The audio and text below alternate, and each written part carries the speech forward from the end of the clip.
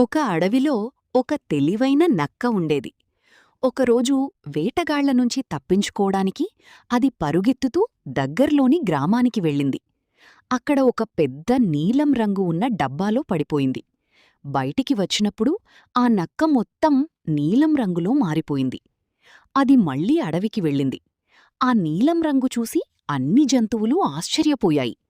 అప్పుడు నక్క ఒక యుక్తి ఆలోచించింది. అడవిలోని జంతువులారా, దేవుడు నన్ను మీ రాజుగా పంపించాడు. నా ప్రత్యేకమైన రంగు చూస్తేనే మీరు తెలుసుకోవచ్చు అని చెప్పింది.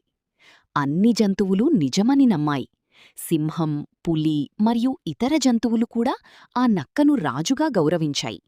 నక్క చాలా సుఖంగా రాజులా జీవించింది. ఒక రాత్రి దూరంలో ఉన్న ఇతర నక్కలు అరుస్తున్న శబ్దం వినిపించింది.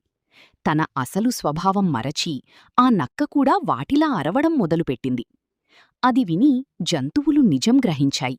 ఇది సాధారణ నక్కనే అని. సింహం చాలా కోపంతో నక్కను అడవిలోనుంచి తరిమేసింది.